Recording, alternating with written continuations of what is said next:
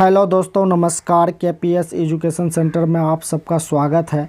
आइए आज हम लोग Bihar board class 8 science chapter 9 ईंधन हमारी ज़रूरत, इसका जो है सभी प्रश्नों का उत्तर इसमें हल किया गया है। इससे पहले आप लोग चैनल पर पहली बार आए हैं तो चैनल को सब्सक्राइब कर लीजिए। वीडियो पसंद आया तो वीडियो को एक लाइक कर दीजिए। तो आइए क्वेश्चन नंबर एक में क्या कह रहा है, रिक्त स्थानों की पूर्ति कीजिए। खाली जगह जो है उसको भरना है। तो क्वेश्चन नंबर 1 का कॉ में है डैश तथा डैश जीवाश्म ईंधन है। डैश तथा डैश जीवाश्म ईंधन है। तो यहाँ पर पहला खाली में क्या होगा, कोयला। क्या होगा, कोयला तथा पेट्रोलियम। कोयला तथा पेट्रोलियम जीवाश्म ईंधन है। ख में है डैश तथा डैश समाप्त नहीं होने वाले ईंधन का स्रोत है। तो यहाँ पर पहले लिखेंगे प्रकाश, दूसरा में लिखेंगे वायु। प्रकाश तथा वायु समाप्त नहीं होने वाले ईंधन के स्रोत हैं। अब आइए इसी का ग में है कोल तार डैश का उत्पादन है। कोल तार डैश का उत्पादन है। किसका उत्पादन है, कोयला का। तो यहाँ पर खाली हम क्या लिखेंगे, कोयला। घ में है पेट्रोलियम के विभिन्न संघटकों को पृथक करने का डैश प्रक्रम कहलाता है। तो क्या कहलाता है, परवाजीवी आसवन विधि। परवाजीवी आसवन विधि। तो यहाँ पर लिखेंगे वो, ठीक है। आइए अंगो नंबर कह रहा है वाहनों के लिए सबसे कम प्रदूषक ईंधन है डैश। क्या होगा, प्राकृतिक गैस। क्या लिखेंगे, प्राकृतिक गैस। अब आइए क्वेश्चन नंबर 2 में। क्वेश्चन नंबर 2 में है निम्नलिखित कथनों के सामने सत्य अथवा असत्य लिखिए। जो सही है उसके आगे में सत्य लिखेंगे, जो गलत है उसके आगे में असत्य लिखेंगे। तो एक कॉ में है जीवाश्म ईंधन प्रयोगशाला में बनाए जा सकते हैं। तो क्या है, ये गलत है, ये बनाए नहीं जा सकते हैं। तो इसमें लिखेंगे असत्य। तो यहाँ पर हम लोग कटिंग का चिन्ह देते, आप लोग यहाँ असत्य लिख लीजिएगा, ठीक है। अब आइए ख नंबर में कोक कार्बन का शुद्ध रूप है। कोक कार्बन का शुद्ध रूप है। तो ये क्या, सत्य है। तो यहाँ पर सत्य लिखेंगे, ठीक है। ग में है पेट्रोल की अपेक्षा सीएनजी अधिक प्रदूषण ईंधन है। तो नहीं, ये गलत है। तो इस पर गलत लगा, असत्य है। घ में है बरौनी में तेल का कुआं है। तो ये क्या है, ये गलत है। बरौनी का कुआं नहीं है वहाँ पर, तो ये भी गलत है। अब आइए अंगो नंबर कोल तार विभिन्न पदार्थों का मिश्रण है। तो ये क्या है, सही है। तो इस पर सही का टिक लगाएंगे। अब आइए क्वेश्चन नंबर 3। क्वेश्चन नंबर 3 में कह रहा है कोयला किस प्रकार बनता है। कोयला किस प्रकार बनता है। तो इसका उत्तर में लिखेंगे बाढ़, भूकंप इत्यादि प्राकृतिक क्रियाओं के कारण वन जंगल मिट्टी के नीचे दब गए। उनके ऊपर अत्यधिक मिट्टी जम जाने के कारण वह स्वपिंडित हो गए। जैसे जैसे गहराई में जाते गए उच्च दाब तथा उच्च ताप पर वायु की अनुपस्थिति में अवसादी शैलों की परतों के बीच पौधे धीरे धीरे पीट में बदल गए। कोयले में मुख्य रूप से कार्बन होता है। वनस्पति के धीमे प्रक्रम द्वारा कोयले में परिवर्तन को कार्बनीकरण कहते हैं। कोयला वनस्पति के अवशेषों से बनता है, अतः कोयले को जीवाश्म ईंधन भी कहते हैं। अब आइए next question. Question number 4। Question number 4 में है जीवाश्म ईंधन समाप्त होने वाले प्राकृतिक संसाधन क्यों है। तो इसका उत्तर है मृत जीवों तथा मृत वनस्पतियों के धीमे प्रक्रम द्वारा जीवाश्म ईंधन बनते हैं। यह प्राकृतिक संसाधन है, परंतु पृथ्वी के गर्भ में सीमित मात्रा में है। बढ़ती जनसंख्या तथा विज्ञान के विकास ने इसका दोहन जिस तरह से कर रही है उस हिसाब से कुछ वर्षों में जाकर ख़त्म हो जाएगा। जीवाश्म ईंधन को बनाने में हजारों वर्ष लग जाते हैं। यही कारण है कि जीवाश्म ईंधन प्राकृतिक संसाधन होते हुए भी समाप्त होने वाले संसाधन है।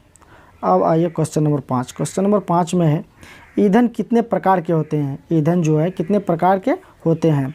तो उत्पत्ति के आधार पर ईंधन 2 वर्गों में बांटा गया है। प्राथमिक ईंधन जो लकड़ी, कोयला, तेल, पेट्रोलियम इत्यादि। द्वितीयक ईंधन चारकोल, कोक, रसोई गैस इत्यादि। भौतिक अवस्था के आधार पर ईंधन को 3 भागों में बांटा गया है, जो आप लोग देख रहे हैं, ठीक है। इस तरह से है, 3 भागों में बांटा गया है। ईंधन को कितने भागों में बांटा गया है, 3 भागों में। ठोस है, द्रव है, गैस है। ठोस को जो है लकड़ी, कोयला, द्रव पेट्रोलियम और गैस प्राकृतिक गैस, ठीक है। अब आइए नेक्स्ट क्वेश्चन। क्वेश्चन नंबर 6 में है पेट्रोलियम निर्माण की प्रक्रिया को समझाइए। पेट्रोल निर्माण की प्रक्रिया को समझाना है। तो इसका उत्तर में लिखेंगे मिट्टी की नई परतें पुरानी परतों के ऊपर जमती चली जाती है। इस प्रकार परतों में वृक्ष और मरे हुए जीव भी दब जाते हैं। इन मृत जीवों पर दबाव और कभी कभी गर्मी का प्रभाव पड़ता है। मरे हुए समुद्री प्राणी भी समुद्र की तली में जमा हो जाते हैं। इस प्रकार मृत समुद्री प्राणियों के परतें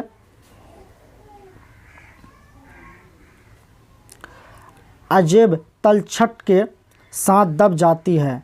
इन पर बहुत भारी दबाव पड़ता है। धीरे धीरे लाखों वर्षों में वायु की अनुपस्थिति, उच्च ताप और उच्च दाब में प्राणियों के मृत शरीर पेट्रोलियम में बदल जाते हैं। अब आइए नेक्स्ट क्वेश्चन।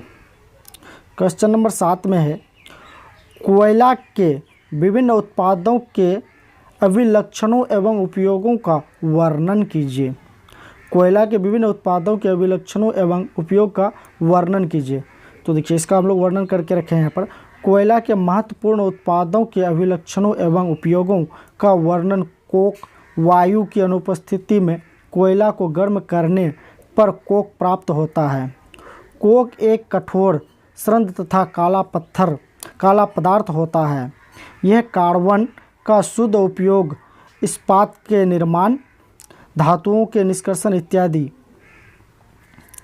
कोलतार कोयला को एक परख नली में रखकर धीरे धीरे गर्म करने पर कोलतार का निर्माण होता है।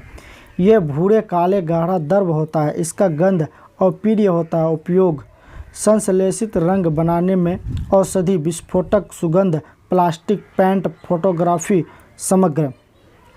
अब आइए नेक्स्ट क्वेश्चन। क्वेश्चन नंबर 8 में है, एलपीजी और सीएनजी का ईंधन के रूप में उपयोग करने से क्या लाभ है।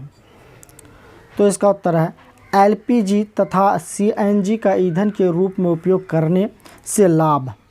क्या क्या लाभ है उसको हम लोग यहाँ पर लिखे हैं। देखिए नंबर 1 में है अधिक से अधिक ऊष्मा। नंबर 2 में जलने के कर्मों में धुआं नहीं देना। नंबर 3 में वाहन में ईंधन के रूप में कम से कम प्रदूषण मुक्त कराना। प्राकृतिक गैस का प्रयोग प्रारंभिक पदार्थों के रूप में रसायनों एवं उर्वरकों के लिए। अब आइए क्वेश्चन नंबर 9 पर।